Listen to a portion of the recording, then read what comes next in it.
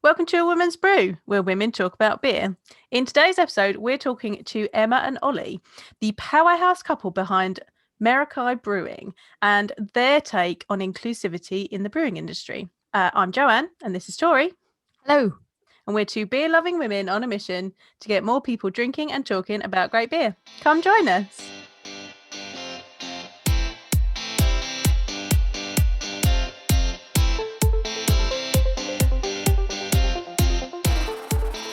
Brilliant. So Emma, Olly, do you guys want to give us like a quick elevator pitch of who you guys are, who the brewery is, all that for anybody who doesn't know you already? Sure. Do you want to go ahead and do it? No. Okay, fair enough. I'm Emma. This is Olly. You have to talk because people Hello. I'm Olly. For everyone's benefit, who's listening, Oliver just waved. You're really good at this. Well done, because we always forget to go. Oh, hold on. For anyone that's listening. Yeah.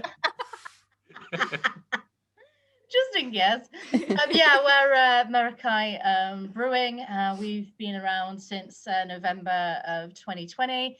Elevator pitch from us kind of goes something a bit like we are creating a brewery, or we have created a brewery, which aims to bring like-minded people together and enjoy good beer. And kind of like that's it in a nutshell. We're all about inclusivity and enjoyment of good beer. Brilliant. Beer is for everyone, basically. Yes. Beer for all. I've got my beer for all t-shirt on. For today, I wasn't wearing anything beer related. I should have, but I didn't. I really screwed that one up today. What's your top say? In a day. It says it's okay to decay, and it's a skull. So yeah, I mean, I think it's a badass lady skull, but yeah, that's cute. Yeah, it's cool. It's not beer related. We can pretend it is. But yeah, that's actually like your whole beer is for everyone inclusivity situation is kind of like I saw your first beer this is your first one, isn't it? That I licked it, so it's mine. That's correct. Yeah, so I saw that be posted. Yes, Dipper. We're going to crack it in a minute, strong. And I'm going to get on that because I love good Dipper. And like a dry hopped one in general, I love it. But I saw that posted by somebody on Instagram, and then I was like, oh, that name's amazing and that artwork's amazing. I'm going to go check it out. And so I went to go look at it, and then I saw everything you guys had about the inclusivity, and I was like, Joanne needs to see this because she is absolutely going to lose her mind and love it, all of it. And then she came back with, I love that name, and I was like, I know. Then I said, read the rest of it, and she's like, I love it. And I said, have to get them on the podcast at some point because it's just brilliant. So without further ado, I can't wait any longer. I want to crack it. Yeah, so, I do. Well, we appreciate with the message about inclusivity. I mean, I know there are a lot of breweries out there who kind of do activities and collaborations that promote inclusivity, to kind of name drop, obviously, like Cloudwater and Unity. However, I think that from our point of view, it was just really, really important to actually come out the gates kind of swinging and saying, this is what we're all about, and showing people our point of view, and kind of actually saying straight up, craft beer is like for everybody. Like for everybody. It doesn't kind of matter if you don't feel like you don't fit into the scene, or you kind of like might not look like everybody, or you might have kind of like a different ability, like whatever. It really doesn't matter. We welcome you, we see you, and kind of we're making this beer for people like you. And that's what the sort of messages that we want to kind of really kind of put out there and talk about. And like from my perspective, and speaking to both of you as women, I feel like responsible. I know there's a debate about this and equality, but it's I feel really responsible as a woman to go, actually, I'm a woman in the beer and brewing industry, and and kind of continue to promote that and push basically a different agenda. And for the most part, I feel like everybody's really welcoming, but yeah, it's like really important from my perspective to say, actually, I'm a co-owner of a brewery, and I'm a woman basically, and Oliver is a massive ally as well. Amazing. Yeah, no, being that's a white man with a beard and no hair. It's quite generic, really. So it's quite good to be an ally for everyone else. So. Yeah. yeah, I was gonna say you can help in a lot of areas. So it's really good. This smells amazing. Yeah. It smells really like just beautiful. It's like the only thing that I can say is it smells really, really nice. I'm a big pusher of hop aroma on all my beers. I especially the hoppy ones anyway. The stout not so much, obviously. But yeah, I really try and make a can when you open it, you can smell it across the room. And that's what I'm always aiming. Yeah. I was going to say, I cracked it and it was like, before I even started pouring it, I was like, well, that smells really nice. And then as I was like pouring it more and getting closer to it, I was like, oh my God, it's beautiful. And it tastes lovely as well. It does not have, what's the ABV on this? Yeah, no, that's 8%. right. Yeah. Are you actually kidding me? This is not an 8% beer. Yeah. No, it is. When he did the test brew of it, we were in our back garden and I was just drinking it going, this is brilliant. This is brilliant. And I think I had 2 pints and then stood up and nearly kind of fell over because it's just like, so easy drinking. Whoops. Hang on a minute. Oh, I'm a little bit drunk. dangerous beers. I guess we should clarify as well for anybody that hasn't already figured it out. So Ollie does the brewing. He's the head brewer. And you do all the marketing and the planning of all that kind of stuff. Is that right? I mean, correct me where I've got that wrong. Yeah. Well, I always say Oliver does the brewing and I do everything else, from like the finances to the HR to the building the website, fulfilling the orders, like All the hats. pretty much. Yeah. But oh man, this is like, I think with the dipper, what sometimes you can get is like a lot of alcohol burn sometimes in it. Obviously, like when it gets to tipper level as well, that's what it. But I feel like if you were to do a tipper in the same type of follow suit in the way you've done this dipper, I feel like your tipper would probably taste more like a dipper, because this is like just so smooth, so fruity. It's not too much. It's really nice. What made you choose to do a dipper as your first beer? Because that's a bold move. I like them as a style more than anything else. And yeah, I thought it would be a good way of sort of punching into a beer scene that's quite full and get yourself noticed quite quickly. Because I know a lot of breweries sort of would launch with like a pale ale or a session beer, and I was just like, nah, let's just go for it. Let's go big. Yeah. Why not? Yeah, I was like, how much does it cost? And he's like, yeah, it'll be fine, brilliant. So I was like, It uses a lot of hops. I think I did 16 hec brewer, and I think I used about 50 kilograms of hops in it. So Oof. they're about 30 quid a kilogram. So it's a lot of money. Yeah. just went for it. But you know what though, that's I think you kind of have the right idea there, in the sense of like, okay, you're coming into a market. How do you go? Like, if you're doing one sort of at a time to start, you know, are you going to come in with a sessionable pale ale, or it's like, you know, do you want to do that, or, you know, go big and go dipper? And it's a bold move, but I think it's really paid off for anyone that's not tried it. It's the 3 best hops as well: Mosaic, Citra, and Simcoe. So you can't really go wrong with those. And yeah, it's not got that funky onion thing from the Mosaic and the Citra, so it's quite well balanced, which I'm happy with. And the pine shines through from the Simcoe. And yeah, it's nice. It's not too sweet. There's a bitterness that cuts through it that balances it out. It's not quite as cloudy as I was hoping, but that's just the yeast I've used. I've used the Burlington yeast, which is it's basically the same yeast that Alchemist use. And when I looked at Alchemist beers afterwards, they actually are quite clear. So it was like, oh well, there we go. You were like, originators of the nailed it.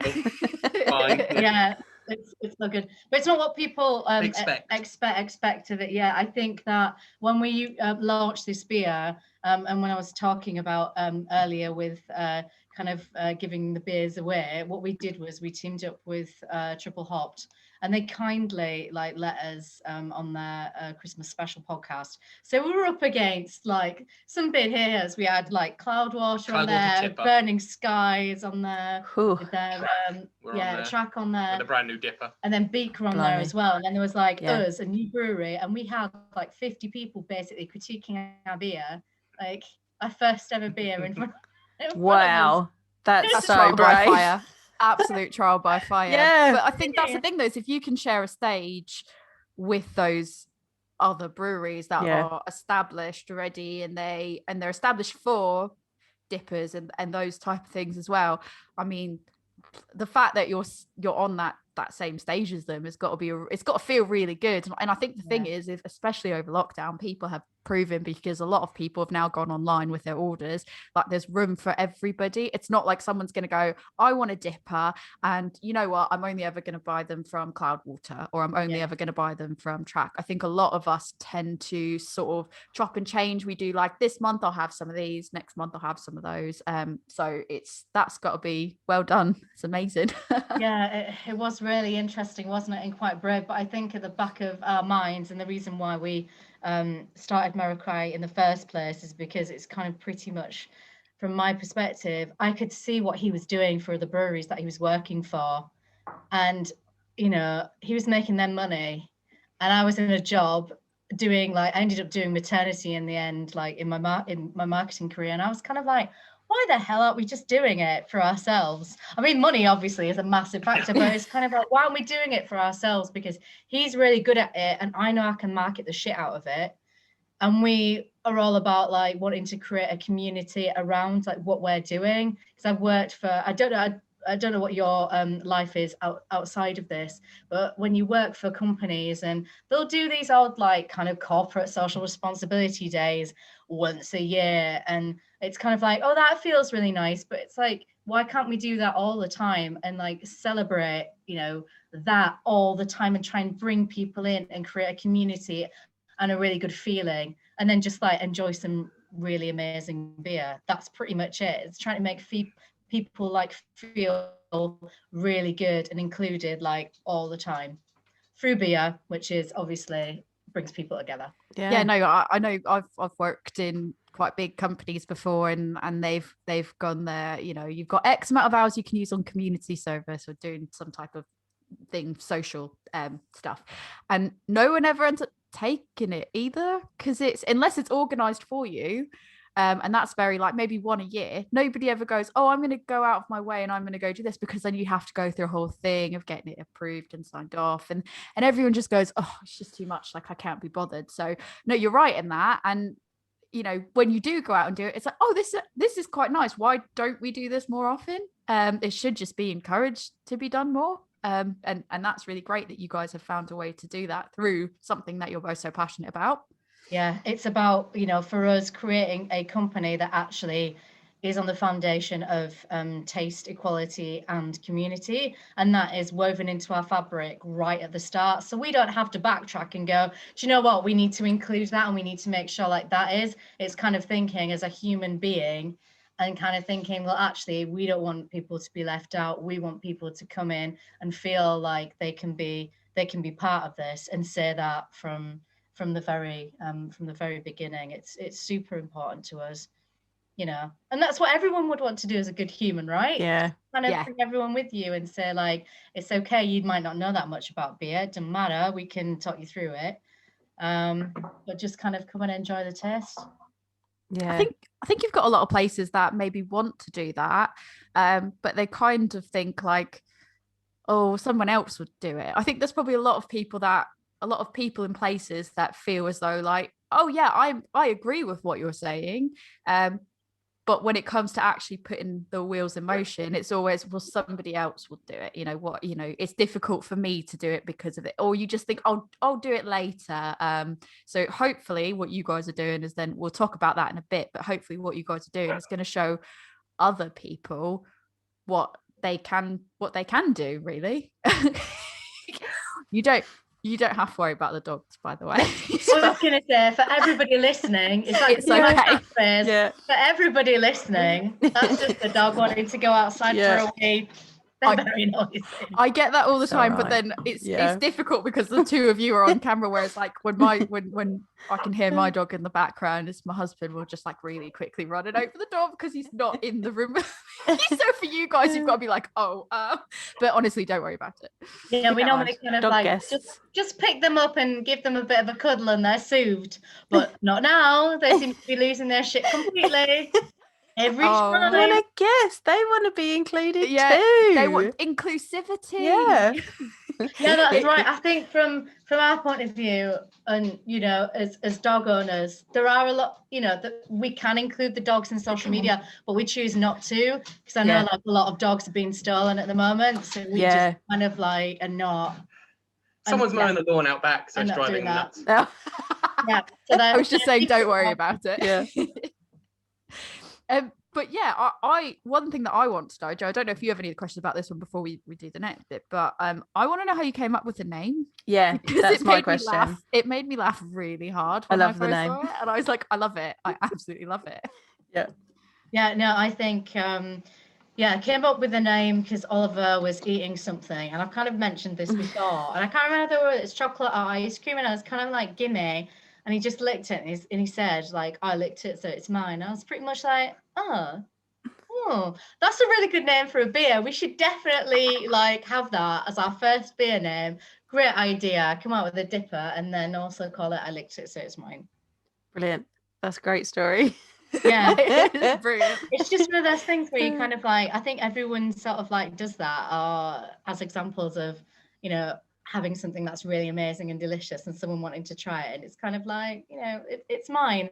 I know we've got an ethos of sharing, but we just wanted to kind of like have a bit of fun with that. It's kind of like Merakai Brewing, and our beer is like your discovery, and you kind of like don't want to share it, but you will share us with other people, but you don't want to share it. And the artwork, of course, is done by the amazingly talented Laura Callahan. It's beautiful. For anyone that's watching the video, I'm just going to show the bit of Yeah. artwork. You've got a lot of diversity on your can artwork as well, and it's sort of a very similar design. There's the differences, but they're all that similar style, and the lots of different diverse people on all these labels. And I was curious, are these based on people that you guys know, or is this just somebody has created this? Did you guys have a hand in what you wanted and somebody designed it for you, or? No, we don't know any of them apart from Tom, who is Seeks Beers. It's this guy here. Oh yeah. Oh, right. He basically won our competition to be the person on the can, so it was quite useful. He actually runs his own beer shop, Seek Beer Emporium, so that was quite useful. That he won it without us even knowing him, and then it so happened that he owned a beer shop, so that was quite useful for us. That is useful. That's brilliant. And I will say on this one looks like you. If it's not intentionally you. Yeah. No, that is me. If you look, I'm on every single can. Yeah. I noticed that, and I was going to say, if that's not you, if it's not intentional, it looks like you.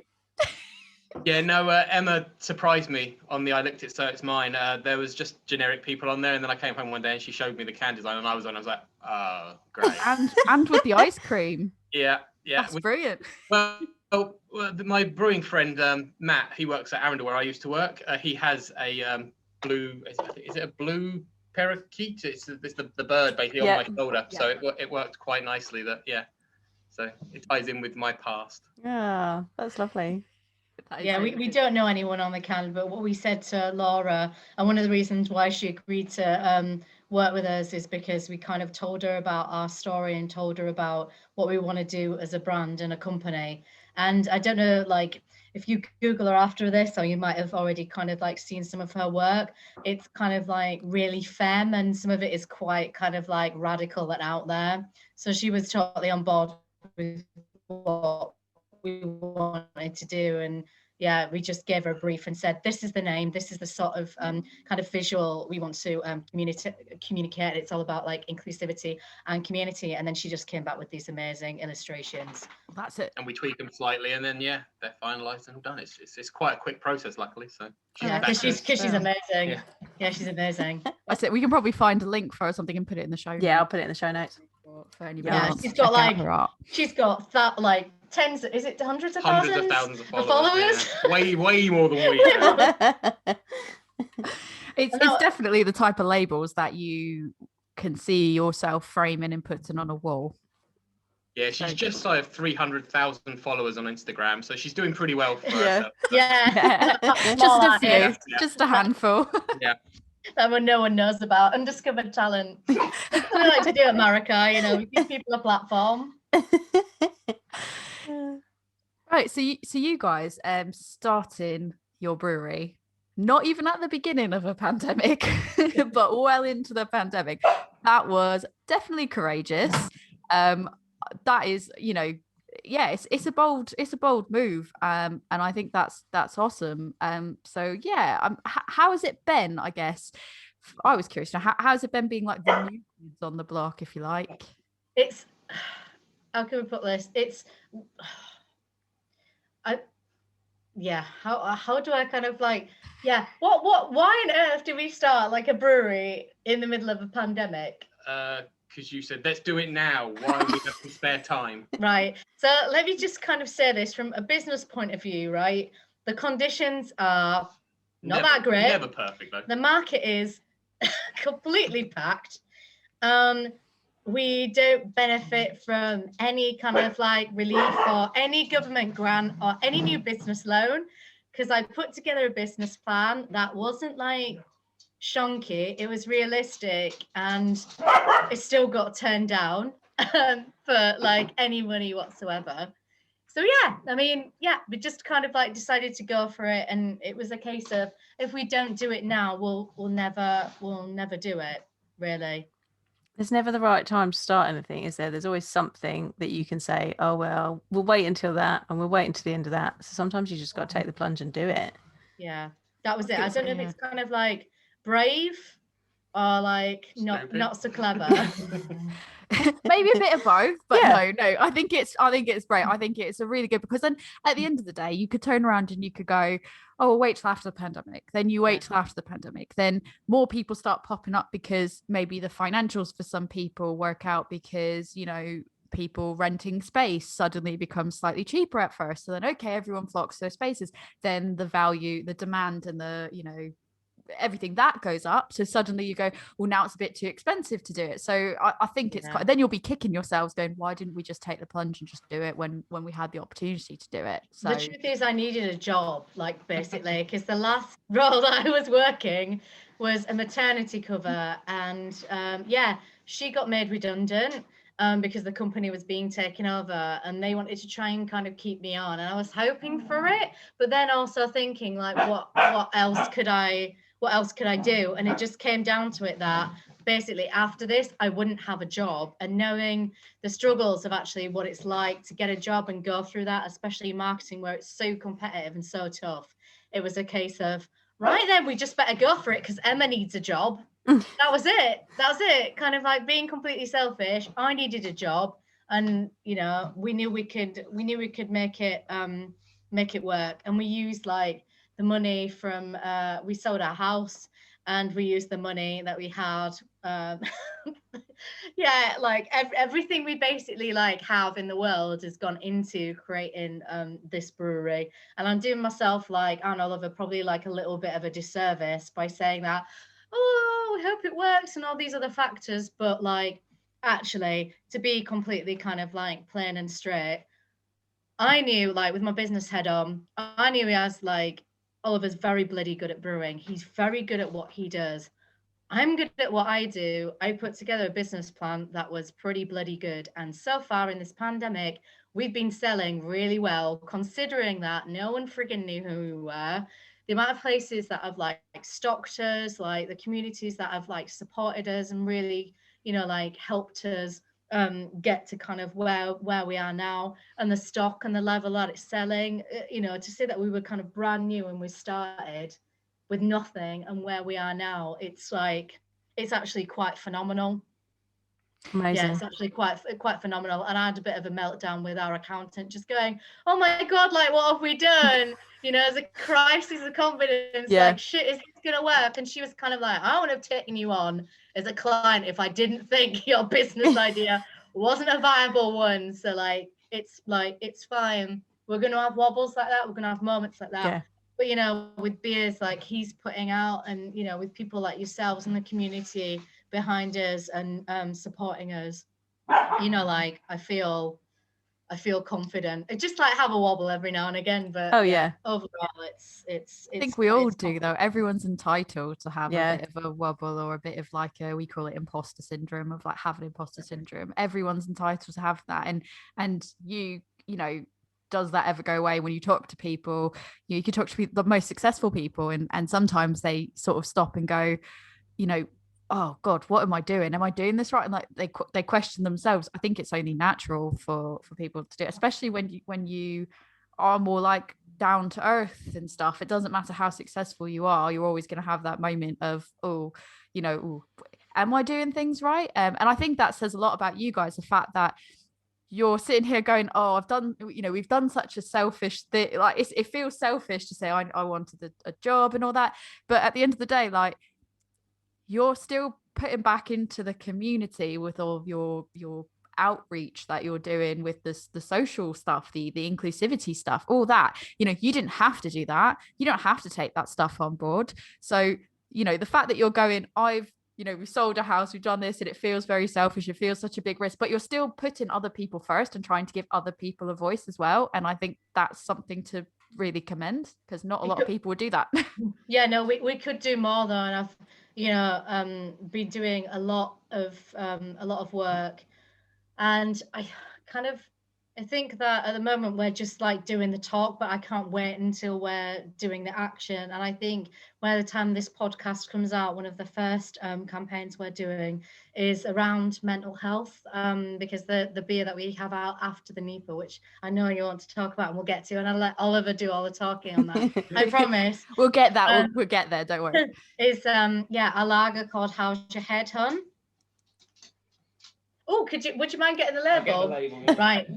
People will see this after that by the time it comes out. But right, the beer listeners. is called How's Your Head, Hun? And it's called How's Your Head, Hun because obviously, like, love RuPaul's Drag Race, and Michelle Visage did a program on BBC Three about like calling up her celeb mates and asking them how they were, but it was called How's Your Head, Hun? And we were so inspired by that. And Oliver and I have struggled with our mental health, not just in the pandemic, but kind of like out of that. Yeah. Oh yeah, That's I love beautiful. that. Right, listeners, you've got to go and watch this bit of the video. I don't want beautiful. to try to explain it and not do it the justice that it deserves, but there's a nice little rainbow background. There's rainbows. People supporting each other. Go grab the video and go and have a look at it because it's beautiful. And go and grab the beer when it's out, because it's and it's going to be incredible. But this is all about I was having a conversation with a friend about mental health and alcohol, and he said, well, it's, it could be like a little bit risky you doing this.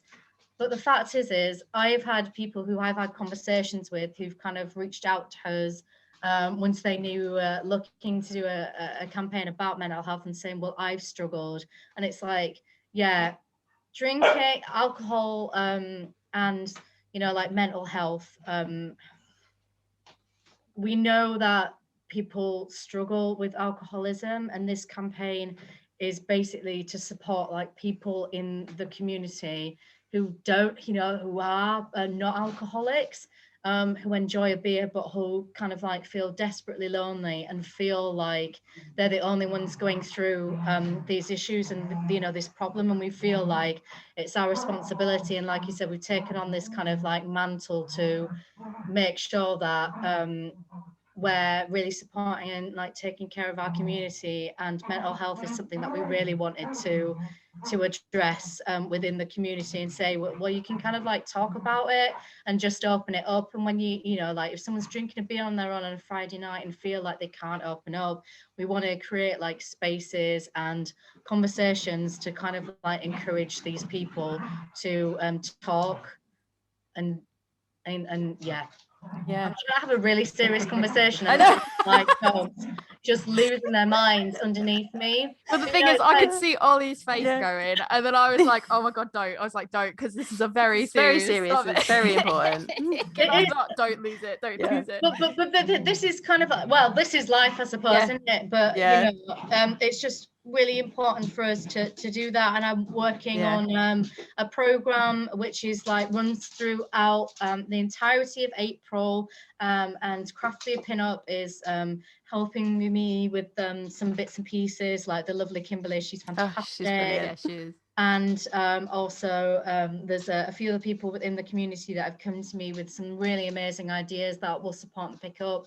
So there's going to be 3 weeks in April where there's going to be like a full program of content to support and promote mental health, as well as obviously like How's Your Head On is the conversation starter, but that is kind of like sitting in the background as the facilitator for people to share their thoughts and feelings around mental health and just kind of like encourage people to talk. What we'll also be doing as part of our outreach with How's Your Head On, we actually wanted to have that as a beer where we would be able to sell our beer and then give money to charity. But because it's kind of mental health and I reached out to Mind and a couple of others, we can't actually give money from the sale of alcohol to charities like that, just because of their communities. And like I mentioned before, struggles with alcoholism, it's not like the right thing to do. So what we're doing is 3 weeks of fundraising, where again, I've teamed up with like some amazing people to give us some fantastic prizes, where we'll be doing a virtual raffle where you can just donate £1. This will be happening when this podcast is out, so people can just kind of go to our Instagram page and look at like what's occurring and just give a quid, and they could win some like amazing prizes, like some must-have US beers to like gorgeous meals for two, a kind of brewing experience day with Oliver when it's safe to do so once COVID has ended, and like gorgeous merch and kind of beer from our friends and breweries that we know. So yeah, it'll kind of like all be kicking off in April. But that's kind of like part of the action that we want to do, and that will kind of like happen throughout the course of our life. Really, is we want to just make sure that we're actually like doing the action and practicing what we preach, because you know we can talk about it all day, but unless we're actually like putting in the work and doing something and trying to make a difference and a change, like that is when things happen, basically. And that's really brilliant, because I think as you said, a lot of charities, because of the sensitivity around beer and mental health and alcoholism and all that, I think a lot of breweries want to do something to support, you know, mental health, but because it's so difficult, it just ends up getting sort of pushed to the side as far as charities go, because it is that challenging. And what I think is really great is, you know, you guys have said, okay, so we can't do this. Okay, so what else do we do? Like you've gone, you know what? We just have to pivot. This isn't a door shut. It's we just have to pivot how we think about this. And maybe that's sort of the marketing brain of like, I can't do this, so let's pivot. Because I'm from what I understand in marketing, it's quite pivotal to be able to go, okay, let's Yeah, it's the same in journalism. But It's the same thing in journalism. It's like, okay, how do I spin this? How do I put the positive spin on this? And I think that's you know, you didn't let that be what defeated what you wanted to do. It was like, no, we still want to do this, so let's just find another door to open to be able to do this. So that's really great. Yeah, that's exactly the conversation I had with the fundraising team at Mind, because they were like, they rung me up. It was so sweet, and I could hear in the person's voice, she said, I'm really sorry, I really hate to turn down money, but I have to. And I said, well, you know, what can we do to there must be a way for us to do this. But so it's not us going, here is a big fat check from Merakai Brewing Co. Aren't we good, patting ourselves on the back? Here's some money from us. It's kind of like not that. It is, we have to raise money, and we have to kind of like bring our community with us and get everybody kind of stuck in. And it's like the feeling of helplessness when you feel like you can't do anything, and for someone to just give a quid, I mean, we're not reinventing the wheel here, for someone to just sit at home and have a beer, have a laugh and give a quid where they could win something amazing, but they know it will change people's lives. I mean, it's kind of like, it's just one of them things where we're hoping, and like actually I know that our community will rally like around and just do some great things, basically. Yeah, so like it really doesn't matter how much money we raise, just the fact that we're actually kind of getting out there, we're having these conversations, and a little amount can save someone's life and change their life. So yeah, that's what we're about. Let's do it. No, that's brilliant. So in my day job, I work for a charity, and I work for a homelessness charity here in Kent. And yeah, that is the difficulty with, you know, we struggle with it Shepherd Neame have sponsored things for us, and like, so, you know, they've just supported us, and often we'll get complaints from outside where they're like, how dare you like even have a brewery associated with you because of alcoholism and the possible struggles that come with homelessness or cause homelessness. But our fundraising team, like the fundraising team from mine, they know how to turn it and discuss it with the people and make the best of it. And I think the best fundraising activities and campaigns are the ones where you're not just making money, but you're raising that awareness as well. And I think it's amazing that that's your plan and that's what you're doing. Like, it's getting, you know, you're getting the money in, that's going to help, but then just planting that seed in people's minds so that then they think about it and then they can spread the message as well. That's just amazing. Yeah. It's kind of really really difficult, Joanne. And yeah, the conversation that I mentioned that I had with my friend was basically like, he was really tough on me and saying, you know, like, what about this and what about that? But these issues exist in our community. And, you know, Kimberly, Craft Beer Pinup, was talking about anxiety and mental health awareness and issues within the hospitality industry. And we kind of like don't really talk about that, but within our community, it's such a captive audience. It's like a really good opportunity to just push that agenda and try and like make sure we're all trying to look after each other and each other's well-being as well. You know, issues like that are super important to us. So yeah, we'll see how it goes. We might have like a bit of backlash, but hopefully I can answer it well. But ultimately, like, this is coming from a place of people who are, you know, drinking beer anyway, don't have a problem with alcohol, but are suffering, you know, with mental illness or anxiety or depression, and they don't know where to turn to. And by kind of saying, we're a community, we're here for it, like, we can help, these are the sorts of things that you can do when you're not alone. Yeah, I think that's really powerful and important. Yeah, I think that's a whole separate stigma in itself on mental health. Is, you know, if you have mental health problems and you also enjoy beer, okay, is that suddenly exacerbating it? You know, it's almost like, you know, I can have a healthy relationship with alcohol and I can still have mental health issues. So right.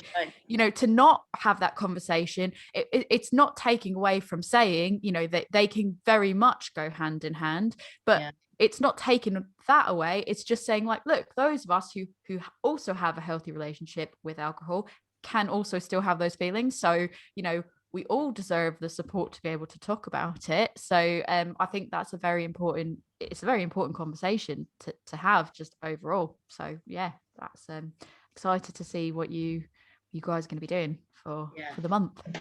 Awesome. Yeah, and we just every time we release How's Your Head, Hon, we'll be looking to support a different charity each time, basically, just to kind of like, you know, look at other different points of view. Like, there's LGBTQIA plus charities, like obviously Joanne, we've got homeless charities as well. And then there's a group who I follow on Instagram called Black Minds Matter. So yeah, it's all about trying to give a platform and support different communities with the varying mental health needs, and try and just use our platform to generate awareness. I say our platform like it's a big one. It's not a big one, and we're realistic about that, but we have, you know, like a responsibility while we're here to do some good and support, and not just kind of like be a bystander and stand in the background and not say anything.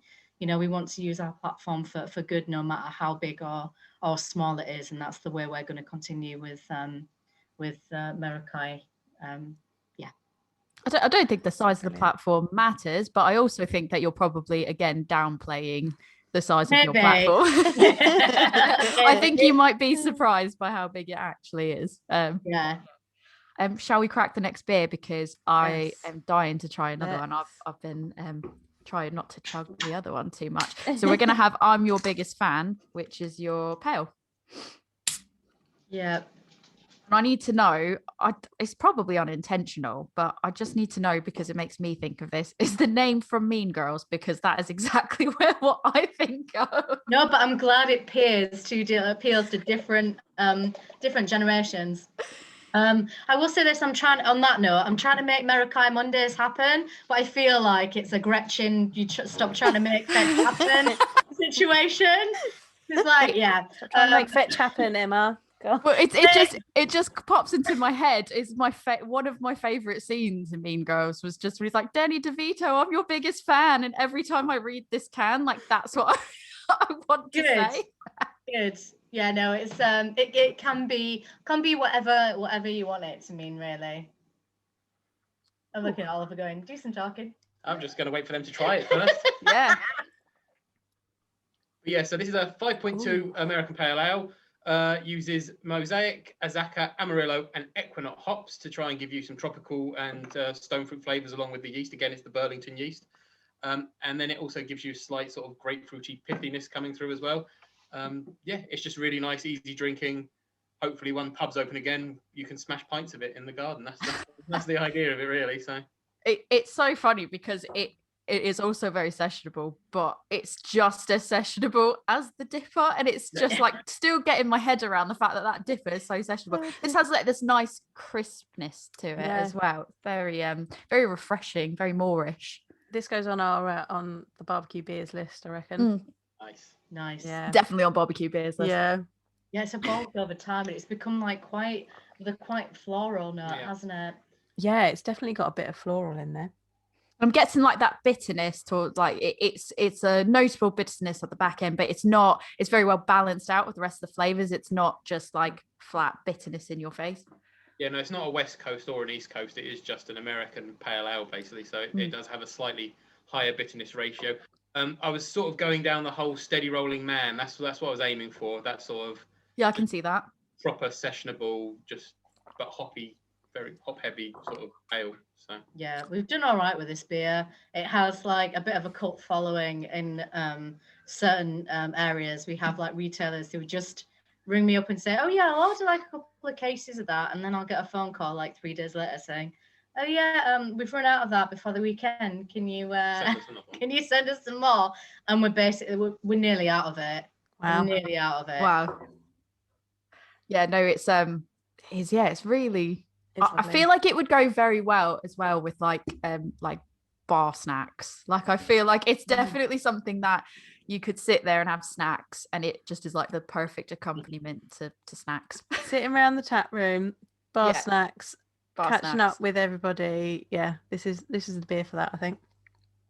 Yeah. Just to take it back a step. So when you guys, how long was it that you guys got the idea that this is what you wanted to do before it actually came to fruition and you physically started brewing your first beer? 2.5 years. Yeah. When I got fired. I came home after being fired and I was just like, what can I do with my life? And then just realized, hang on a minute, took a look outside myself, looked at Oliver, saw he was making money for people and doing really well in brewing. Thought, I don't really want to do open a marketing agency or whatever. He's got talent and I can kind of like be a star maker basically and just put everything to support him in what he was doing. Which is kind of like not downplaying my role and saying that I just sit in the background and go, no. But, he's got, it's talent. But yeah, it was kind of easily 2.5 years, wasn't it? Yeah, I'd been working at the brewery, Arundel Brewery, for probably about a year. And my boss had already gone and I'd taken over sort of his role. And even when he was there still, I was discussing with him, what do I want to do? And it was every brewer pretty much always wants to own their own business and run their own brewery because you want to brew your own beers. Don't want to be dictated to by anyone that what you should or shouldn't be brewing. And lucky enough at Arundel, I did have quite a bit of free reign to brew the beers I liked to brew.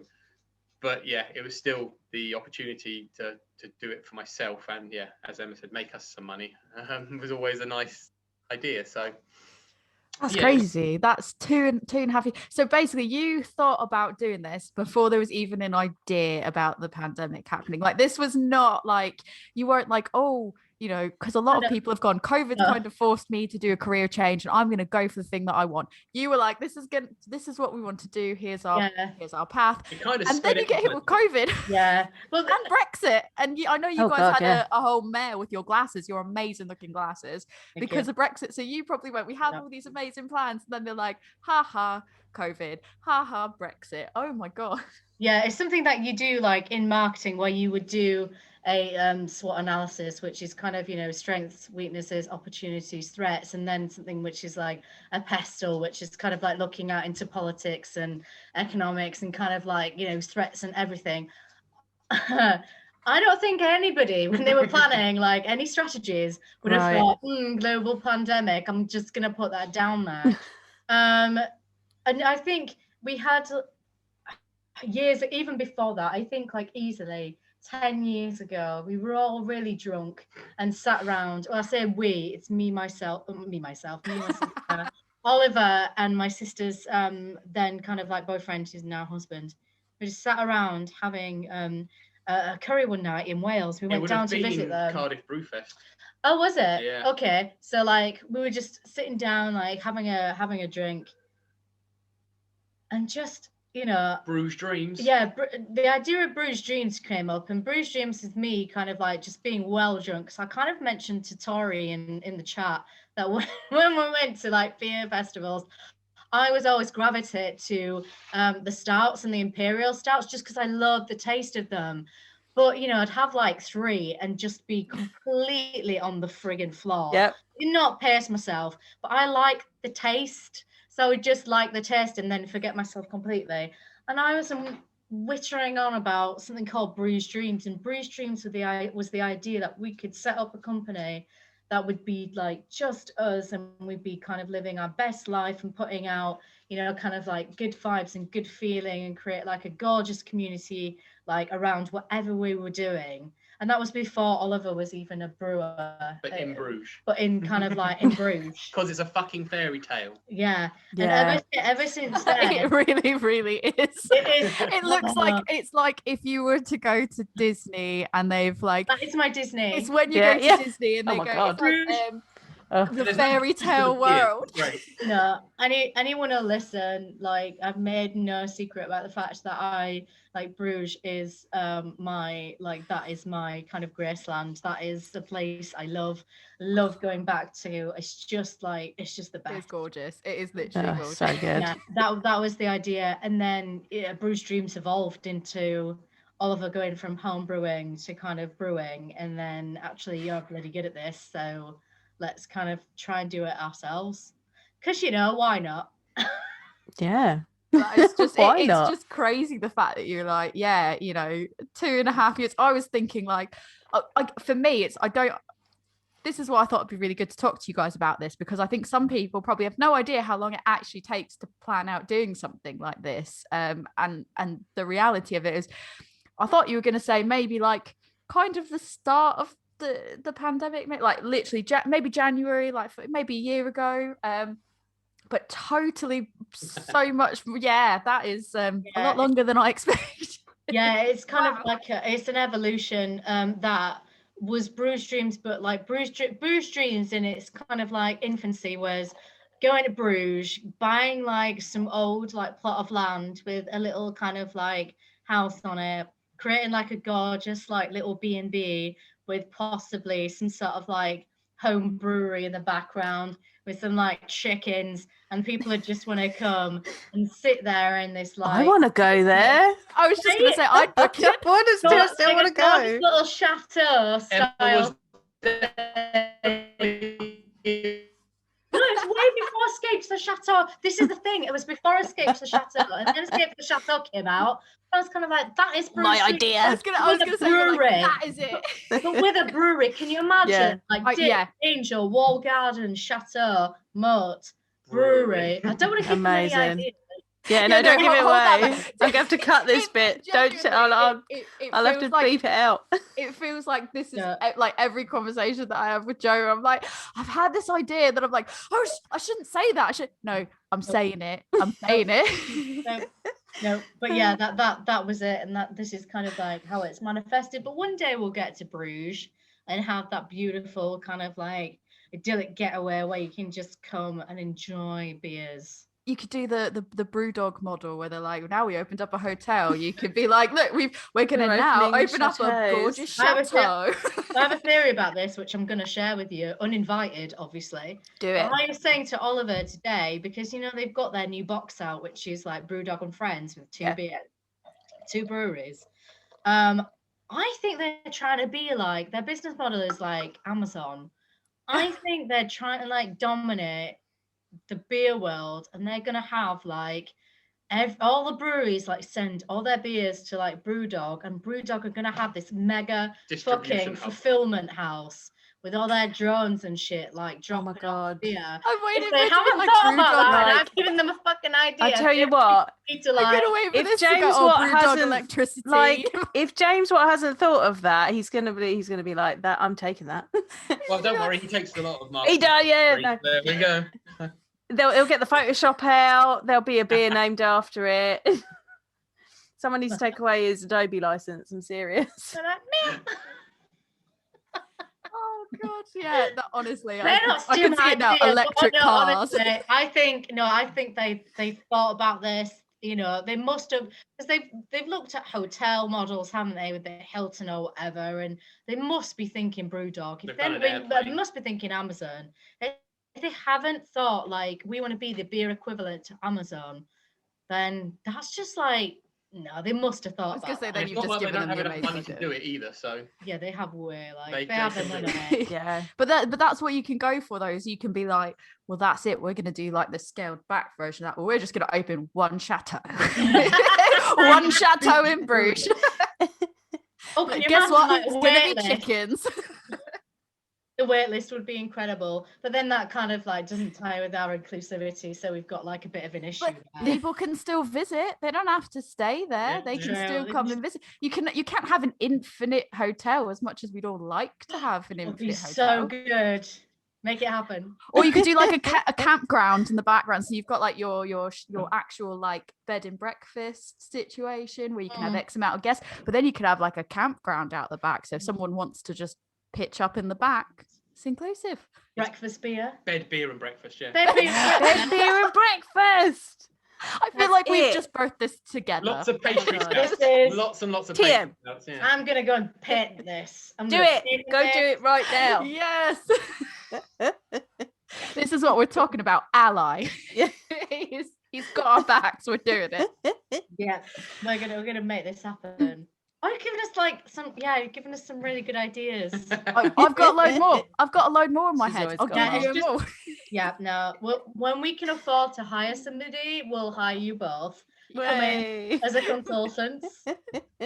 We'll just go, ooh, have you thought about Amazon for beer? That's a brilliant idea.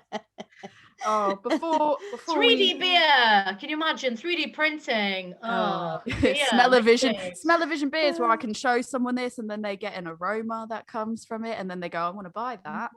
I'm gonna crack this That's out a now. nice segue. I was going to say that's kind of like Yeah. really smoothly done. Into the next one. Into the next one. Yeah, that would be our TikTok video, which is boom. Yeah. I am not. Yeah, I'm debating whether to put us on TikTok or not. But the fact is, oh, It's a a lot of bit work. fun. It is It's a bit fun. fun though. It's I super was fun. like, It's I work. was so anti TikTok for so long. I was like, I'm not doing it. And then Joe started making these amazing videos. So I was like, I'll make an account know so I you can did watch her this. videos. You can pour it harder. I nitroed it. Oh, I haven't got a big enough glass for that. Oh no.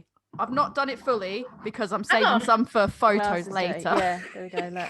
Joanne, is that Sorry. is that a It's a Brewdog three. glass? No, it's a Three Hills glass. Oh, that's all right. These ones, unfortunately, these ones are Brewdog. My little tasting one. They were Little free, tasters. weren't they? You just Well. nicked them when you had the little When the paddle. paddle, yeah. I nicked that. Shove it one. in the handbag. I- Shove it in the I- handbag. This smells really nice. Yeah, this smells lovely. We put our love in this. It's a Boston Stout. Now, I obviously, being from Boston myself, which again, some people still don't believe or think I'm born to British parents. I am not. I am actually from Boston. I obviously It's an wanted this accent because Do I do was your best Boston accent. Come on. it's really difficult when someone asks me to do it. It's Think just Mark Wahlberg. Go oh, on. no, jam but it. his doesn't even sound that like. Oh, he is from Boston. And it just him and Matt Damon just don't. They don't sound very Boston for people that are like from the area. It just drives me up a wall. I don't know. Well, I can't. What should I say? I can't think. I'm from Boston. No, but it doesn't. It's more like if you're actually from Boston, you don't really say like. I think over here everyone goes, "Oh, Boston," but that's not Yeah. it. It's like Boston. Like you'd be like, "Oh, Boston. it's like A There H she is. Bast." You'd go like, "Oh, There she Boston is. kid." Oh, there's a lot of F words. There's a lot of kid. There's a lot of I love that. great. How many beers do we have to give you until Boston Tory comes out? Over here it doesn't really work. Like when I'm back Doesn't visiting. happen. No, when I'm back visiting, no, I just get more like Reading. Yeah, get more like it's got like it's gone. Like I brewed there when she's I been start dropped. like dropping like I'll go like, oh, it's Reading. Like instead of saying Reading, I'll go like, oh, Reading. Yeah, that's what happens because that's more like similar to sort of. Do your locals She double says, barrels and stuff like that then? Yeah, it is. Yeah, I've Right. got Siren, Elusive, Double Barrel, Phantom. I'm gonna get She does. crap for saying Siren Siren again. first. Sorry about Siren again. She finds a Well, way Siren, in It's every just the conversation. fact that I just go from like who's closest to me, work my way out. But that's it. I'm gonna, all of a sudden that's gonna be. Oh, you named that first for a reason. But yeah, Double Barrel, Crafty Cats is a new one that's just come up nearby, and they've got they started as well. Like Dip is one of their first three, and I was like, bold trend. move. That is amazing. You started the trend. Look at that. Yeah, for sure. But yeah, talk us through this Boston Stout. It's delicious. Basically, I was influenced by going to Boston with my old boss. We did a whole tour of New England. We did, I think it was 20 breweries in 4 days through 5 states and over Wow. 1,000 miles. It was crazy. Can I guess the states? That you went to? Go for it, yeah. Vermont, New Hampshire, Massachusetts, Maine, and Connecticut. I don't know, can't remember. Get that far. Shit! You were like, yeah, Yeah, guess name 'em, them, I don't know. guess them, and then you were like, yeah. Don't know. I knew the 4 first ones. That was good. So there we go. Fifth one, I was like, I can't think of the fifth one. Shit. But yeah, while I was over there, I had quite a few stouts, and they all had the same similar sort of theme where you've got a very complex grain bill, but you don't have that huge amount of hoppiness that you get from other American stouts, which I'm not a huge fan of. I find it a bit weird. It's almost like a black IPA sort of thing. So yeah, I was just influenced by that, and mainly the Trillium one, Secret Stairs.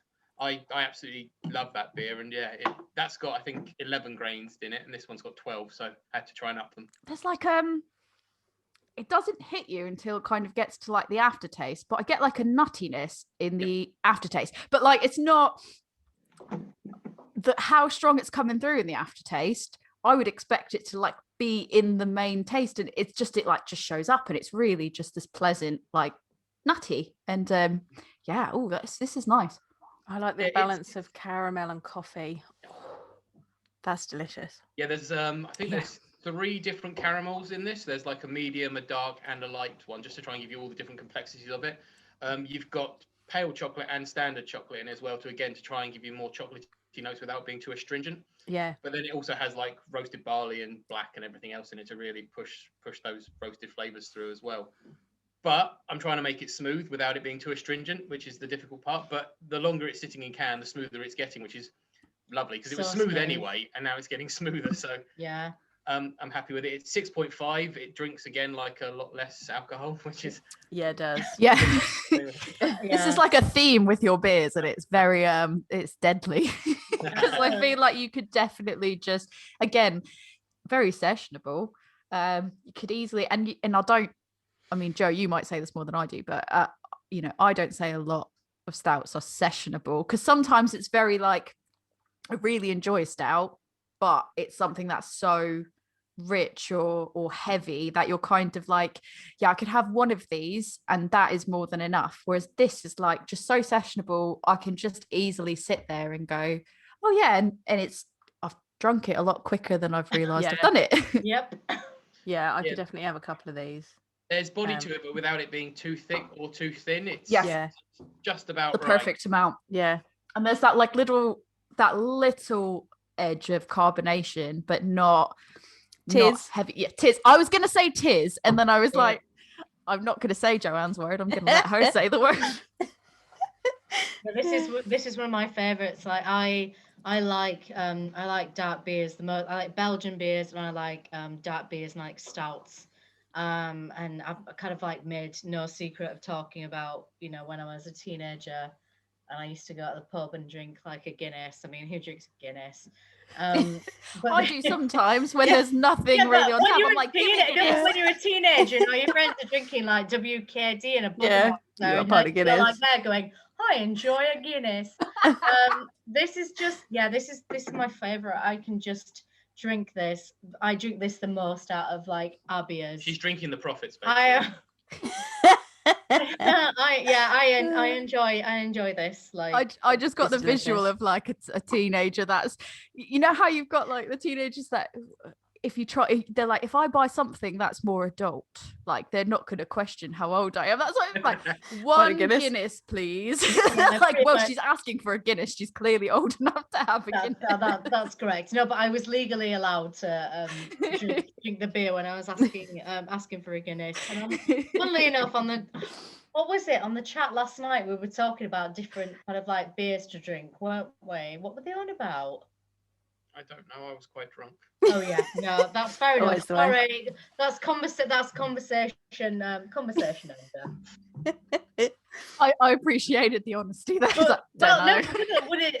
One of the beers that we were drinking was the brown ale by Mondo and Queer Brewing Project, basically, and then that led on to a conversation which talked about like underage drinking and Lambrini. And what was it? Lambrini. What was it? 40-40?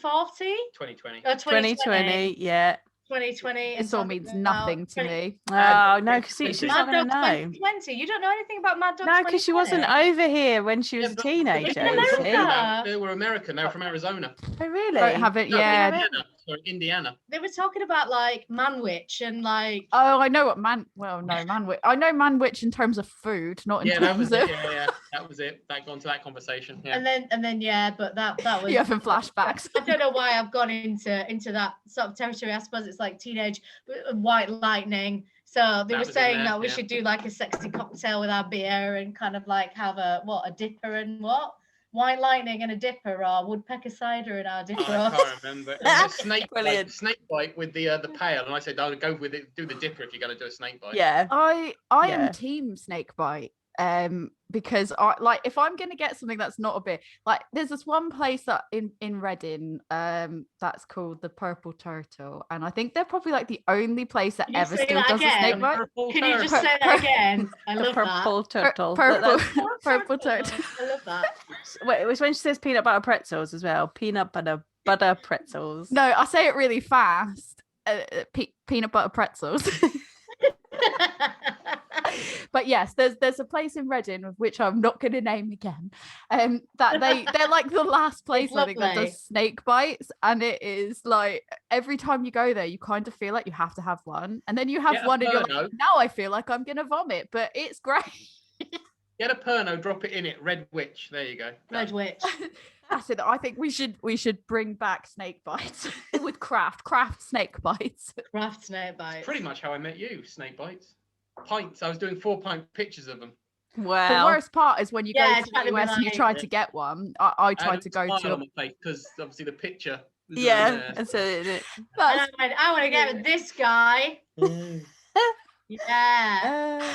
I tried to get one in the US because it was listed. It was, first of all, it's a pub, but it's an Irish pub, but they tried to make it like an English pub, but it was definitely pubs in the US are just really weird. in the that floors sense, 'cause aren't they're not- sticky enough and they don't smell right. But it's also quite it's like the equivalent of when you have like an American restaurant over here, and it's just like you're like, that's like Fridays, and you're like, oh, red okay, leather weird. booths Yeah, and pictures of American baseball players. yeah, but yeah, exactly, nailed it. But then they had they were like, we're doing snake bites, and my husband had come over, who is then my fiance, had come over, and we were getting married, and we went to this place, and I was like, oh my god, they do snake bites. And he's like, oh, they do snake bites. I was like, yeah, I think I'm gonna have to get one, because I've never seen any place over here serve snake bites. So I got it, and it was like a Guinness with something else, and I was like, this is not a snake bite. I was like, they have got this all wrong. Yeah, I was like, they're using dark beer, this is not right, I can't deal with this. But I don't know how we tangented on snake bites, but I just had to get that out. I mean, didn't you there? Yeah, that's something different. While we're on this tangent, I went to an Irish pub in Texas, and it had a red telephone booth in it. And they were like, look, this is like it's like an English pub, like you'll recognize it. And I was like, floor's not sticky enough. It doesn't smell right. Like there's got to be this smell. Right. On the walls. Yeah. Right. And there's got to be this nicotine, yeah. There's got to be this smell that is just like beer soaked into the wood of the bar. Like if there's not that smell, then it's not an English stale, pub. like a stale. And then they had this red smell. telephone booth, and I was just standing there looking at it, and I was like, it's not right. And they were like, what do you mean? It's a red telephone booth. And I was like, there's something not right about it. And like the scale was off, and I think the font was wrong. And I was just like, it's not right. It's not. It's like it's not right. And also should be outside. And like it was too squat. And I was like, be outside. Someone's seen a picture of it and not quite done it right. Like it's not right. And then we went to a casino, and they had it was like a casino of the world, and they had like a Big Ben on the outside in the Houses of Parliament, and I'm stood in the car park. There's a picture of me like literally in the car park, like pointing to this Big Ben, being like, what is going on? Weird things that you see in Texas and across the border in Oklahoma. I think there's weird things you see. It's just generally in America. Yeah, I think it's just in the US. Like what it is. The idea of like what the UK is. It is really like it is really funny. It's British, she says in air quotes, and I was like, okay. Well, from the conversation last night, it's interesting about perceptions, because there was a guy who was talking about his brother, his older brother in college was like nicknamed like the Big Green after like Heineken, and they all thought, like all these like Americans thought that Heineken was like the class, like it was like the shit. And when because it's imported thing that he was that sounded really good, Jack. Yeah, Tom went over there and he was like, Heineken is not great. Why do you all think it's like a classy beer? Yeah, the brother was 9 years old and he was called Big Green because all he drank was Heineken because it came in the green cans, and yeah, they thought it was classy. Yeah, it's a classy beverage. Amazing. And Nuki Brown apparently is a classy beverage as well. It's yeah, seen as being quite like European and exotic. Yeah. Exotic, yeah. No. Miller Draft and Newcastle Brown. It's like, oh, I'll go for the Nuki Brown. Yeah. And I was just like, no. Oh God, no. That is. I can't imagine it travels well. Well, I mean, they're still doing it in clear glass bottles, aren't they? So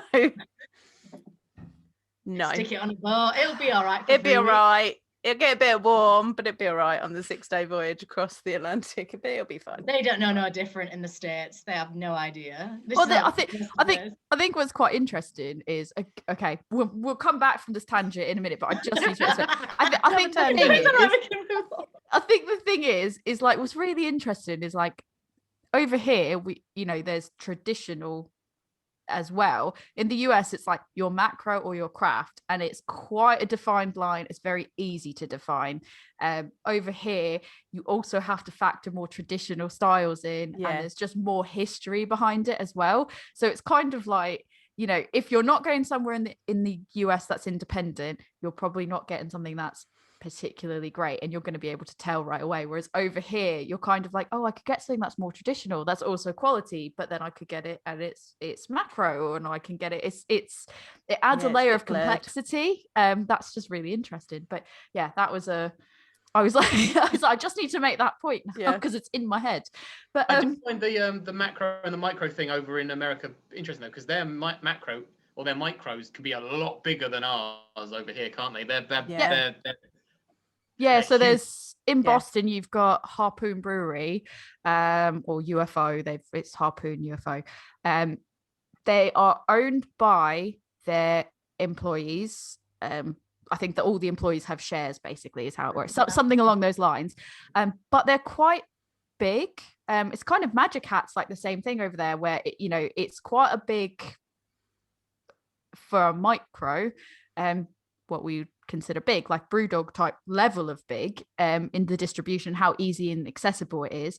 But over here, if you were to see that, you'd probably go, oh, that's got to be macro because of how big it is. But then actually it's not. It's like they're owned by the employees, and it's really interesting how that sort of fits in. You can never sort of trust that something is macro or micro. You just don't know. It's getting into that discussion about is craft based on size, or is it based on technique, or is it based on ownership? And that's a whole can of worms.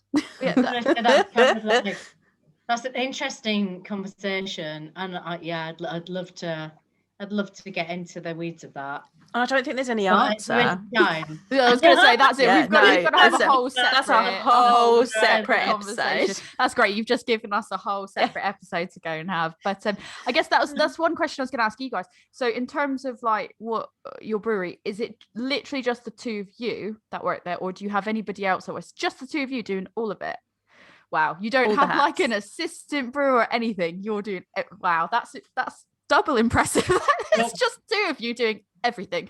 At the moment, I'm Cuckoo Brewing, so we don't actually have a brewery. I've got a brewery kit and Gypsy Brewing as well. Yeah, I am Cuckoo and Gypsy Brewing. I am both of the things. That was going to be my next question. Was you said you used to work at Arundel? Did I have it wrong that you were brewing out of there as well, or did you brew out of there at some point? I brewed I liquidized mine out of Arundel, and then I moved in RFV, so that would be Cuckoo Brewing because I moved my FV into their brewery. Then I moved that FV, the fermentation vessel, over to Abyss Brewing, and I now brew for Abyss as well, and I brew into there using their kit. But then I gypsy brew up at another brewery just around the corner from them as well, doing that's where the lager's at. So wow. I've got a brew kit. It's just in storage because we have nowhere to put it yet. So. It costs us so much money. They're not cheap. We have a 10-barrel brew kit sat in storage, just waiting for a location, which we're struggling to get because a lot of landlords don't want a brewery. Because for the most part, like you'll be aware that most of the breweries they start out in industrial units, and landlords are just reluctant, like where we are down here, to take on a brewery. They just don't want it. Because we want to do a brewery in a tap room, and they just don't want that sort of model. I was going to say, that was going to be one of my future questions. Is your plan sort of for the next period of time to have your own place and to have a tap room on site? And because I think some places go, I don't know if I want a tap room right away. I'm not sure how I feel about it. And other people just jump right in and go, no, I definitely want to have a tap room. It's in our business plan. It makes the most. I know this sounds crass. It makes the most financial sense. Yeah. Selling direct, cutting out the middleman. It's the best way of making a business survive. So we do need it eventually, but in order for us to grow as a business, we do need that. We do need that tap room. Plus, it's the interaction with customers. Again, you want to get feedback direct from them, and I was gonna say it also kind of fits into your whole thing about inclusivity and stuff, because it's the whole you can create a space that becomes an inclusive space. Like I was thinking about it earlier today about how people used to kind of say that, oh, you don't see people of color or something in craft beer that much. Oh, maybe it's just because that community of people don't enjoy craft beer, and it's oh, is that actually why, or is it that they've never felt that they were included in the conversation or included in that area to feel comfortable to go into XYZ tap rooms or something like that? And it's quite sad to think that somebody might have felt not invited into that space, and you guys could be saying, well, I have a tap room that is going to be an inviting space to all people, and it just, no matter how you identify or anything like that, you know, that's it does make sense, and that's in that way as well.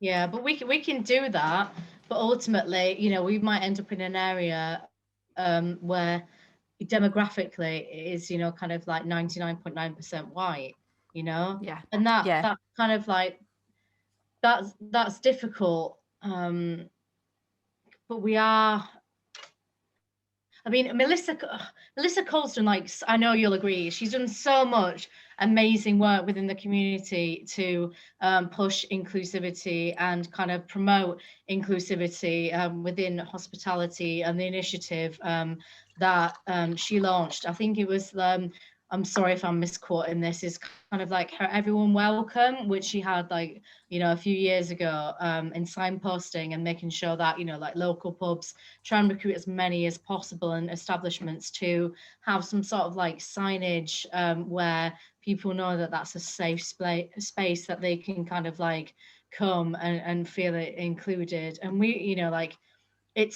she's like, you know, I think she's amazing. But like, aside from that, yes, we do want to create that, but it's like, what can we be doing kind of like more in the community to encourage like people who don't look like us to be part of brewing? I mean, there's a lot of breweries that could be female owned in the future. That's not happening at the moment. So like, how can we make that happen? And, you know, that's a lot of things that we've got to work out as a brewery on how we can promote and support that in future. Sorry, I've gone off on a bit of a tangent and I don't know where I'm going with it. No, that's so super. Well, welcome to Joanne and I's conversation. Yeah, like 90% of the time. This is how we talk.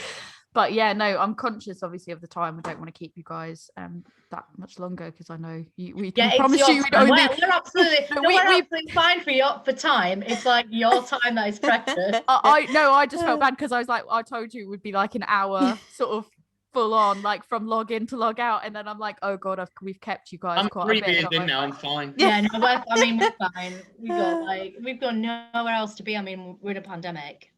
Right. Yeah, I'm not going to the pub, so. What we've got to do is we've got to end this so we can then talk about RuPaul's Drag Race. Yes. Like, honestly, with the last podcast we had was with the guys from Away the Beers, and I basically said, our next beer that's coming out, we haven't mentioned the NEPA. I'll just put that on the side. Oh yeah, we need to talk about that. We will talk about that. Yeah. But yeah, with RuPaul's Drag Race, I was talking about it to the guys in the Away the Beers podcast, and they're all men. And I was kind of like, we've got this slide coming out called #Headhunt and talks about mental health. And I could see them all, and it resonated with them. And I think it's because, you know, they all had wives. Well, everyone watches it. Everyone watches it. You know, it's on BBC Three. It's amazing. Like, the proper contestants this year were incredible. Oh, they were so good. And, like, so accessible. I won't talk about it from my point of view, but like, Oliver is a kind of like a straight white cis male. Like, what do you think of RuPaul's Drag Race, like, in general? Anything? You don't even say, that is like summed up perfectly. If you know, you know. It's an amazing program. Basically, it doesn't matter that they're men wearing drag. It's just they're amazingly talented people that honestly are just lovely. I'm so jealous by like half. I'm like, oh, you're so beautiful. Right? I could never look like that, and it just makes me sad. Like, they just, honestly, it's my husband will just be like, oh, you're watching RuPaul. Like, he knows all of it, but like, I watch it by myself, and then he'll come in and I'll be like, see him sitting like watching it with me, and he'll be like, oh, why is she wearing that? That is not. And I was like, you're watching it. You are watching it. No, he will watch it on it. Like, he will watch it. Well, I've seen everything from series 3 onwards. And yeah, Emma has come in and caught me watching it again. There's certain series that I will just watch again.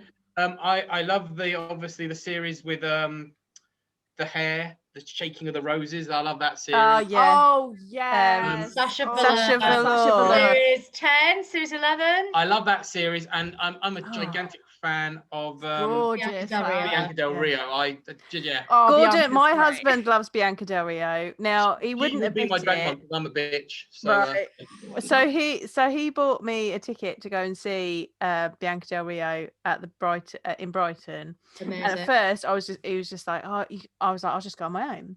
And then he was like, okay, they've still got some tickets, and I don't really want you to go on your own, so I'm gonna buy another ticket and I'll come with you. What we didn't realise was it was allocated seating, and I was in one balcony and he was in the other one. Because he was just like, "Oh, we're both in balcony. It's fine. We won't be far away." We were literally opposite ends of the Brighton Centre, and I was just like.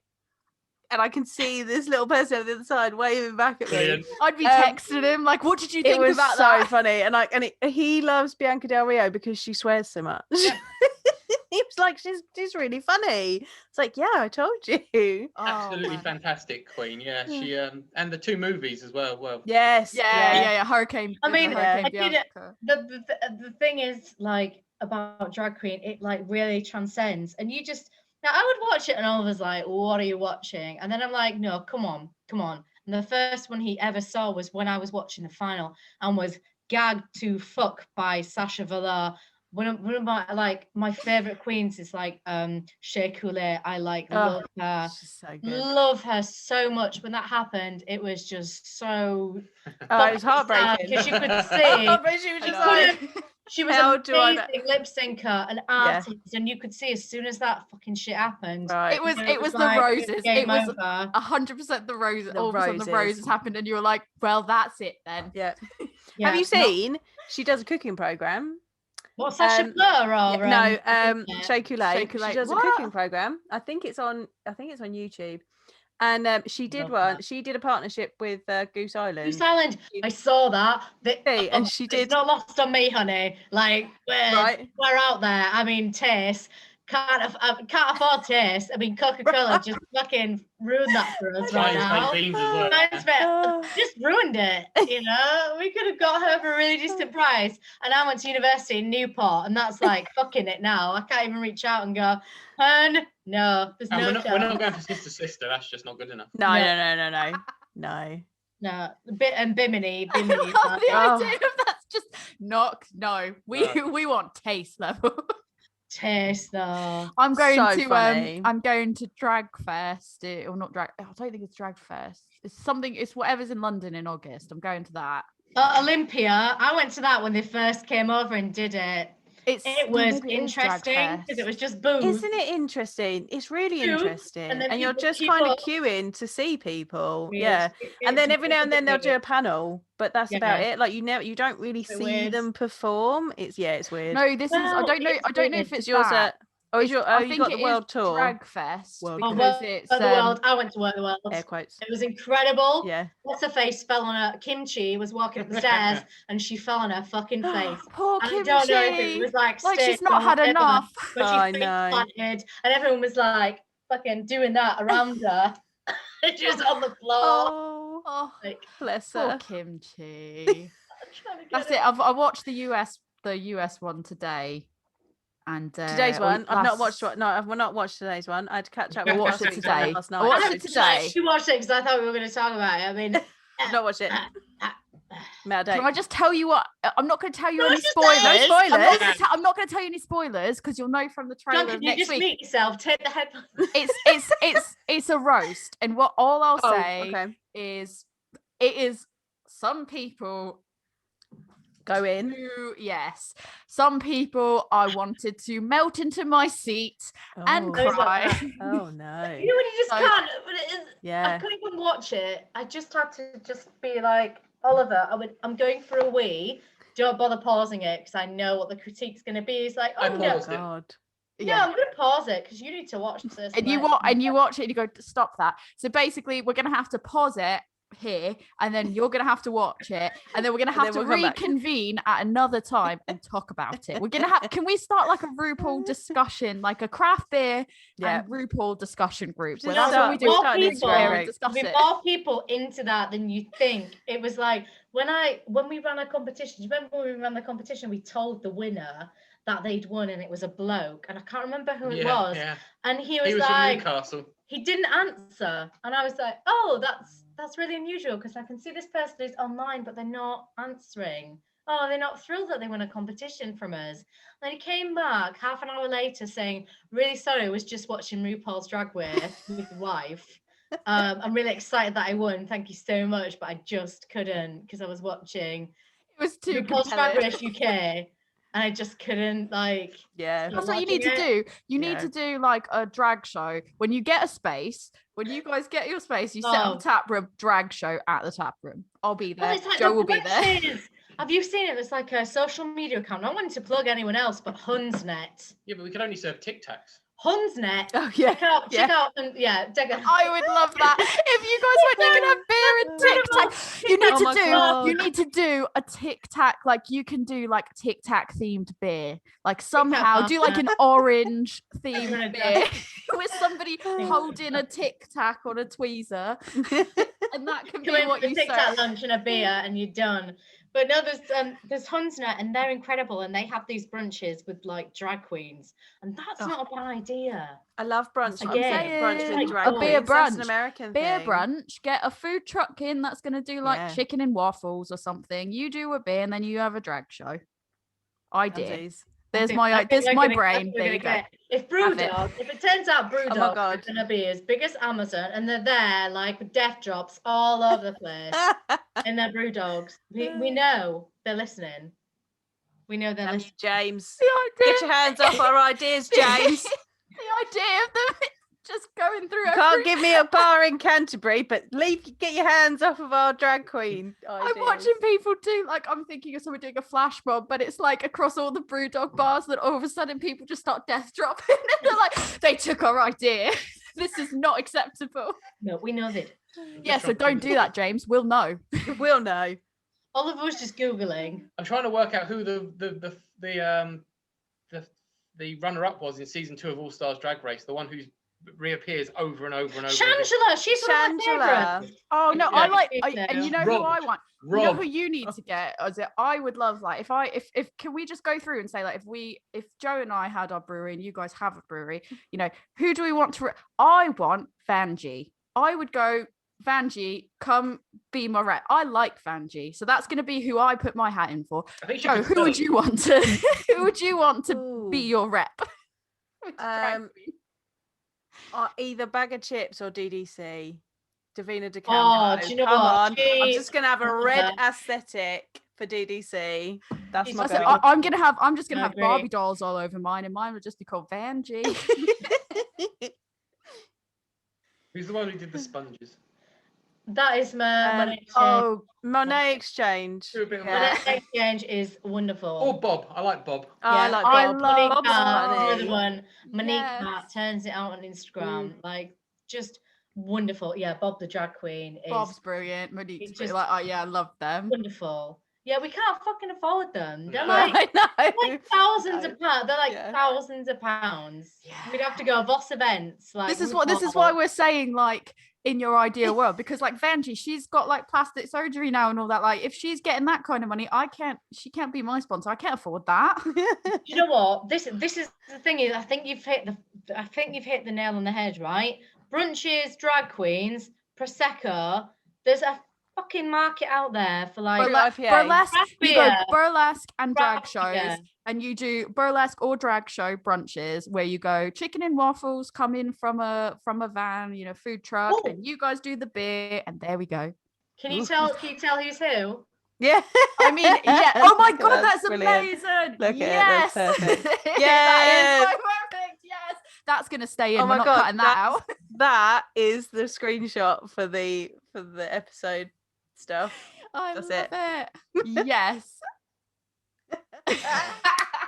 So Perfect. good. Perfect. Okay, yeah. So while we're back, before anything else, tell us about your nipper. Yes, tell us about the I want Nipper. to know about the nipper and what has happened with that. Basically, it's a 6% New England IPA. I have hopped it with Mosaic, Idaho 7, and Nelson Sauvin. I've used Mosaic and Idaho 7 before. I used them in a sessionable New England Pale Ale, but it was a really hoppy, cloudy number at Arundel. But this time I've upped it, to 6%, and I've added Nelson because every beer tastes better with Nelson, pretty much. So that was supposed to be canned on Wednesday, but there was an issue with canning, and it wasn't quite ready in time. And I don't want to put it into can when it's not ready. So Yeah. they're coming back on Monday after they've canned at Beak. So it'll have some Beak remnants in there, hopefully. Nah, it won't. No, come on. Don't do yourself a disservice. And so it's coming up from Beak after on Monday, and I'm going to can that. And yeah, it's tasting great. It's super cloudy, hazy, juicy, thick, but balanced. It's not overly sweet. It's not overly bitter. It's just lovely. The Nelson really shines through and cuts through any of the onioniness that you might get from Idaho 7 and Mosaic. I hate that. Yeah, I never get it. No. I never get okay. it. When they're When highly, you get a beer and you want to drink it and it's like friggin' onions.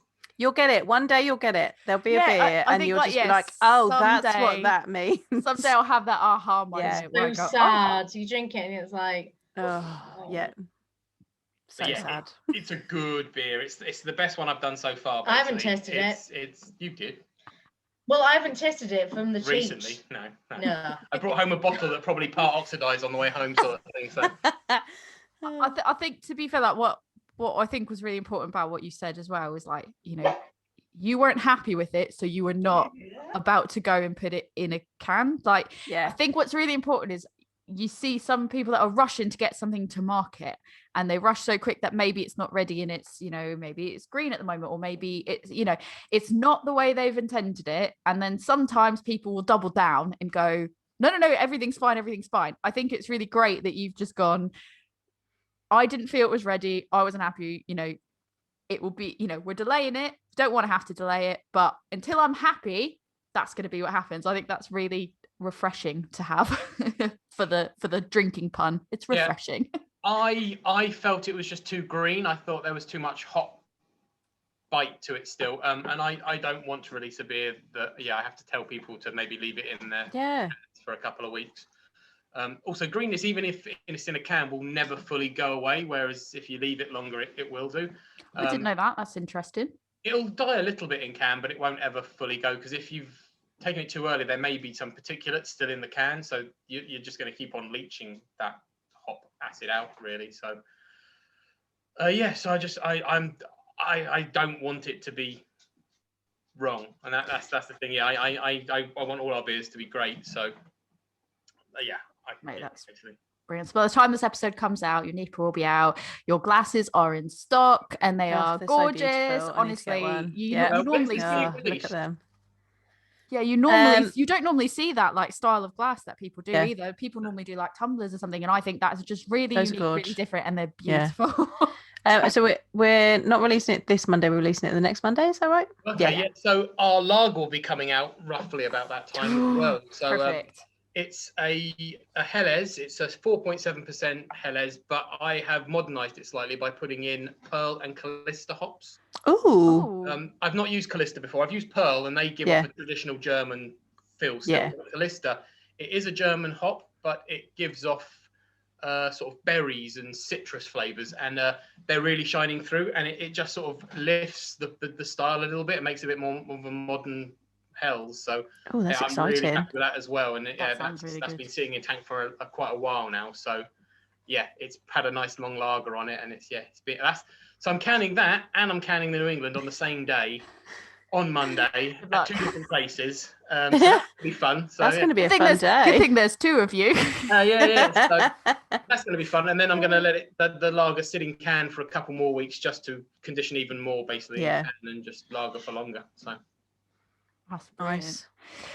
Oh, anything else you wanted to ask, Joe? Oh my God, Doctor. I think that's all my questions. I'm excited about that lager. Do you know what? We sit here and we're like, we don't drink lagers. We stopped saying we don't drink lagers because it got to a point that we kept saying, I don't really like lagers, but this one's really good. And we said it so many times that we just go, we don't say that anymore. We like lagers. We definitely do. I think we've had this discussion before. I think what's happened is you get used to this idea of a lager just being like a boring macro lager, and so you just condition yourself to go, Heineken, the big green. You just go, I don't like that. And that becomes the association. And so every time you get a lager, that's what you're thinking you're going to get. And then you go, oh, but I really like this one. I think for us, it's when we started to do that more than we said, I don't like it. That's when we've gone, maybe we stop saying that. Like Braybrook, honestly, every time they come up with something new, we're like, oh my God, I kind of want that now as well. I've not actually had any Braybrook yet. Oh, they're good. The black lager. Yeah, their black lager's really good. The black lager was. I looked on Untapped and I saw their black lager was doing rather well in the lager thing. So yeah, it was very good. Yeah, but I'm excited about your lager because it yeah, sounds like it's going to be amazing. 2021 year of the lager. Yeah, I think every brewery I know has released a lager or is releasing a lager this year. So. And you've got Donzoko on the rise, Braybrook on the rise, like all the people that are starting to do. Yeah, Utopian. Their beers are delicious. Yeah. Yeah, so I definitely think it's definitely the year of the lager. Yeah. We're calling it now. People wanted year of black IPA, but that's not happening. So no, I think that was kind of like last year. I love a black IPA. I don't think it's going to be this one. I don't think that's going to be it. No, lager, hashtag lager comeback. You've definitely called it year of the lager. It's happening. Cool. With that, do you guys want to tell people where they can find you? I love how you're looking at me. Go for it, honey. So we've got a website, obviously, merakabrewing.com, and we've also got, we're more kind of present on Instagram, out the socials, which is at Merakai, spelled M for mother, E for echo, R for Romeo, K for kite, A for alpha, I for indigo _brewing. Just in case people don't know how to spell it, because you say Merakai, and they anyone can type in anything. Yeah. The one thing I didn't ask. Really spell it out. The one thing I wanted to know that I didn't ask before we go is, how did you come up with that name? What does it actually mean? That was the main thing I wanted to ask you before we got sidetracked by RuPaul's Drag Race, and then it just went off on a tangent. Basically, it's from two philosophies. One is a modern Greek one, which is Merakai, which basically I think is about putting your love into the things you do. And the other one is Ikigai, which is about work-life balance. And again, about putting yourself into something and just doing something you actually love to do. So we combined them and made up a word that doesn't really exist. So it's not locking us into a location. So if we do decide to move the brewery anywhere else, it's not like you are stuck in a location really. So it's a bit like Daya. It's obviously a Spanish town in Mallorca, but it could be anywhere. It's got that sort of vibe to it where it doesn't necessarily lock you in, but it means something to people. I love it. I like it. Yeah. You know, you can we're making this happen. You can take two phrases, mish them together. We can make this happen. Yeah. That's brilliant. All right. Thank you guys. Thank you so much. We will end the recording. Yeah. Bye. Oh, that one was lovely. Oh, I love Emma and Ollie. Yeah, they're really great. They're such a good laugh, and I'm gonna call it out. I'm wearing a new outfit. We had such a good again. I feel like this is now becoming a theme. We had such a good time talking to them specifically. We got RuPaul's Drag Race. We talked about that for ages. Which drag queens we'd back if we had the money to back them. All that kind of stuff, and it went on longer than we intended it to, and then we all had to go run and do something else later. So we didn't get the intro recorded because I didn't want to start talking to them. Yeah. So. It was great. Yeah, this is gonna be a fun edit. Yes, it's gonna be fun for you, Joe. I mean, it's gonna be fun for me, maybe not so fun for you. And then I think they mentioned as well, by the time this comes out, if it's not already announced, it will be very shortly announced. They'll have How's Your Head Hun out, which is a lager. And they've got a lot of mental health things,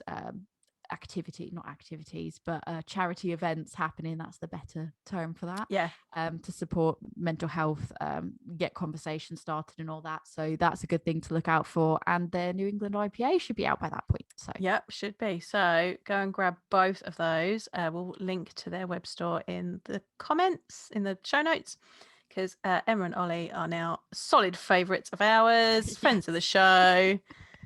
Emma's going to join all of our women's pint club things. We're not letting her get out of it. They do the most sessionable dippers, hands down, like most sessional dipper that I've ever had to date. And that stout was absolutely delicious. So very pleasing beers. Go and get some. Yes. So Tori, if people want to talk to you about RuPaul's Drag Race, where can they get hold of you?